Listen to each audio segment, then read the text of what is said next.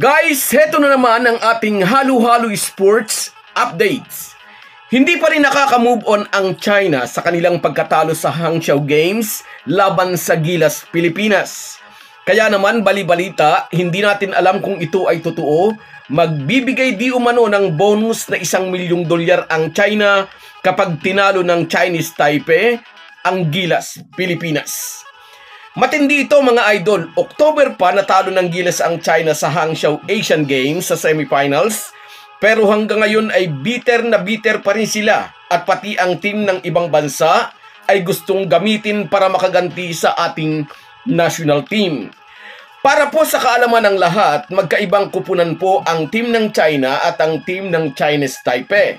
Sa usaping political po kasi, kahit nagsasarili na ang Taiwan o ang Taipei, hanggang ngayon ay itinuturing ng China na ang Taiwan ay isa sa kanilang mga probinsya. Darating daw ang araw na muli nilang kukunin ang Taiwan upang muling magpasailalim ng kanilang jurisdiksyon. Kung ang Pilipinas nga ay gusto nilang agawan ng mga isla, ang Taipei pa kaya? Anyway, matapos talunin ng Gilas ang kupunan ng Hong Kong, China na naman, sunod nga pong haharapin ng ating national team ang Chinese Taipei. Gaya po ng sinabi na natin sa ating nakaraang video, dinurog ng Gilas ang kupunan ng Hong Kong, China at inaasahan naman po ito. Sa FIBA ranking ay 119th ang Hong Kong at rank 38 naman ang ating Gilas, Pilipinas. Galing sa isang malaking panalo ang ating national team sa pakikipagharap nila sa Chinese Taipei na naglasap naman ng talo laban sa kupunan ng New Zealand, 86-69. Dadayo dito ang Chinese Taipei na ang misyon ay maitabla ang kanilang kartada laban sa Gilas, Pilipinas. At mabigat na misyon iyan para sa Chinese Taipei dahil siguradong mas magiging matalas ang ngipin ng Gilas 12. Sa mga nakapanood ng laban ng Gilas kontra sa Hong Kong, medyo slow start ang ating national team ngunit dahan-dahan ang nagpakita ng ngipin ang depensa at opensa ng Gilas sa pagpasok ng third quarter. Pinatay ng Gilas ang pag-asa ng Hong Kong sa 30-9 run sa third kanto. Sa larong ito, ipinamalas ni Kai Sotto ang kanyang kakayahang duminahin ng ilalim basta mabigyan lang siya ng enough exposure. 13 points and 15 rebounds ang kanyang naging kontribusyon. Nakita nyo naman, mas marami pa ang rebounds kaysa puntos. Basta nasa loob si Kai ay bihirang-bihirang makapuntos sa shaded area ang Hong Kong team. Laban sa Chinese Taipei, bukas, tiyak na imamaximize din ni Tim Cone ang height advantage ni Kai Sotto. Sigurado rin na magiging mas matalas ang opensa ng Gilas 12 ngayong mas nagkakaamuyan na sila pagkatapos ng kanilang unang laro.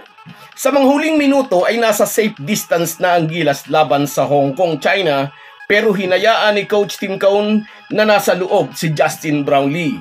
Kung wala tayong nakitang kalawang sa galawan ni JB32, si Coach Tim Cone ay mayroon.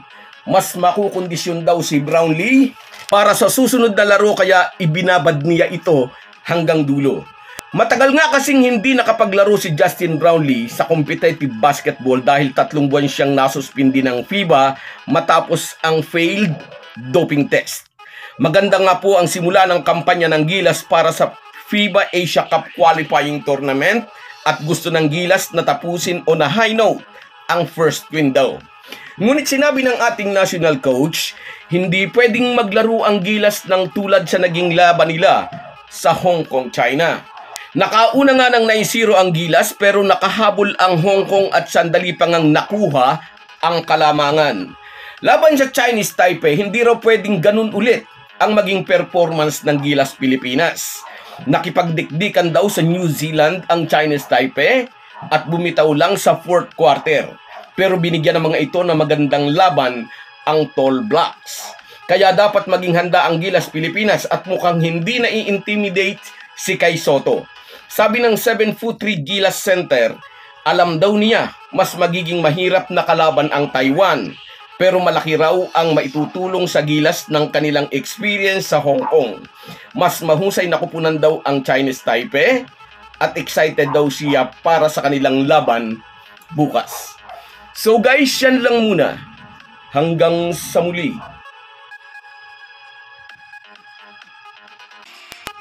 Bago tayo magpaalam, may imekos-mekos na natin ang ating shoutout. Shoutout kina Kats Aquino. Salamat sa laging panonood, Kats Aquino. George Batong, salamat din.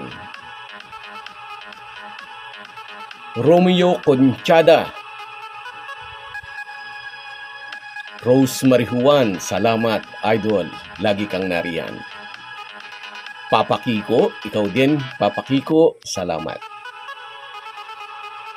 Jose Rodrigo, lagi ko rin itong nakikita.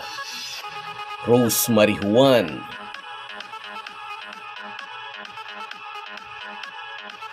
SN Arsenas, kababayan ko ito. Efren Mendoza, taga Batangas din ito. At si Papa Kiko. Salamat sa inyong lahat. Kahit gaano po tayo kabisi, ay huwag po nating kalimutan ang ating buhay espiritual. Lagi po tayong magpasalamat sa bawat araw na dagdag sa ating buhay. Malaki po ang maitutulong ng pananalangin araw-araw. Isang paalala po mula sa inyong Halo-Halo Sports Republic.